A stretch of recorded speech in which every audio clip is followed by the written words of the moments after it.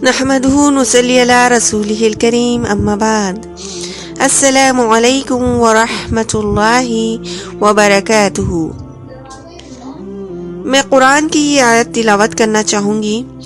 اعوذ باللہ من الشیطان الرجیم، بسم اللہ الرحمن الرحیم۔ سورۃ المعارج کی کچھ آیتیں ہیں یہ چند، جو انسان کو مجبور کر دیتی ہے کہ وہ تھوڑا یہاں رک جائے اور سوچے۔ ان الانسان خلق ہلوعا، حقیقت یہ ہے کہ انسان بہت کم حوصلہ پیدا کیا گیا ہے۔ میں نے جب انگلش میں اس کا ترجمہ دیکھا تو تھا کہ اینشیس، یعنی ہلوعا کا میننگ تھا اینشیس، یعنی اردو میں اس کا ترجمہ یوں ہوگا کہ بے چینی، تشویش اور بے صبری اس میں پائی جاتی ہے۔ انسان بے صبرا پیدا ہوا ہے، تشویش اور تھوڑی سی مشکل آتا ہے تو بہت پریشان ہو جاتا ہے، بے صبری کرنے لگتا ہے اور بے چین بھی ہو جاتا ہے، اور اس کے اندر کم ہمتی کا بھی اس کے اندر میننگ آتا ہے۔ دوسری آیت ہے اذا مسہ الشر جزوعا، جب کوئی سے تکلیف پہنچتی ہے تو بہت گھبرا جاتا ہے۔ جزوعا کا میننگ ہے انگلش میں امپیشنٹ، یعنی بے صبرا ہو جانا اور ہائے اور وائے کرنے لگنا۔ اب آگے ہم دیکھتے ہیں کہ امپیشنٹ کا مطلب تو یہ ہے کہ جب تکلیف انسان کو پہنچ جاتی ہے تو انسان بے بس ہو جاتا ہے اور وہ سوچنے لگتا ہے کہ کیسے اس کو رفع کیا جائے اور کیسے اس کو دور کیا جائے۔ اور پھر آیت آگے دیکھیے، وَإِذَا مَسَّهُ الْخَيْرُ مَنُوعًا، اور جب اس کے پاس خوشحالی آتی ہے، مال آتا ہے تو بہت بخیل بن جاتا ہے۔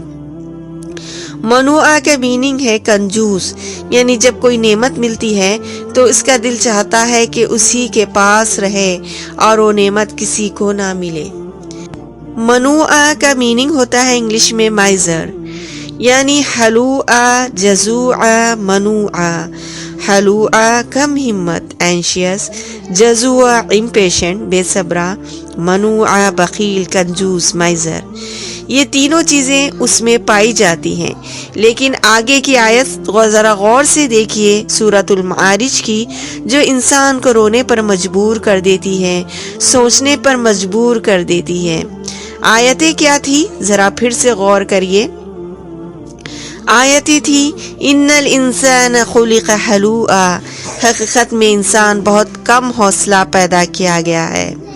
اذا مسہ الشر جزوعا، جب کوئی تکلیف پہنچتی ہے تو گھبرا جاتا ہے۔ وَإِذَا مَسَّهُ الْخَيْرُ مَنُوعًا، اور جب اس کے پاس مال آتا ہے، خوشحالی آتی ہے تو بہت بخیل کنجوس بن جاتا ہے۔ اب آگے کی آیت جو رلا لینے والی ہے وہ یہ ہے کہ إِلَّا الْمُصَلِّينَ، مگر وہ نمازی ایسے نہیں ہیں، یعنی نماز پڑھنے والے لوگوں کے علاوہ جتنی یہ حالتیں ہیں، یہ حالتیں انہی میں پائی جائیں گی جو نمازی نہیں ہیں، اور جو نماز قائم کرتے ہیں ان کے اندر یہ تینوں عادتیں نہیں پائی جائیں گی۔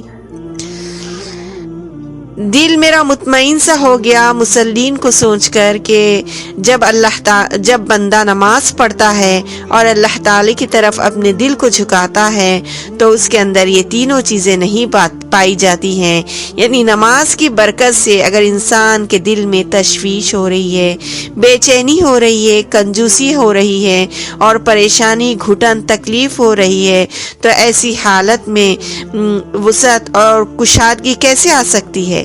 لیکن نماز کی برکت سے انشاءاللہ تعالی یہ تینوں جو عادتیں ہیں جو بے نمازیوں کی ہیں وہ دور ہو جائیں گی۔ انسان کی طبیعت کتنی ہی ہلکی پھلکی ہو جاتی ہے، اس کے دل پر بوجھ ڈالنے والی چیزیں کس طرح غائب ہو جاتی ہیں۔